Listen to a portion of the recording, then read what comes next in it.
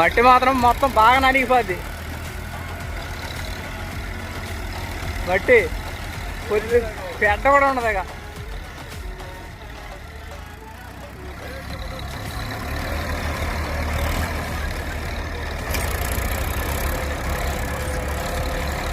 నీళ్ళు సరిపోతాయి బా.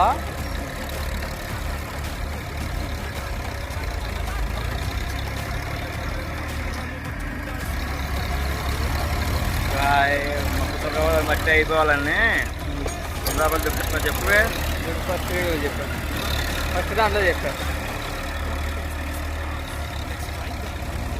కనపడుతుంది అయ్యో రెండు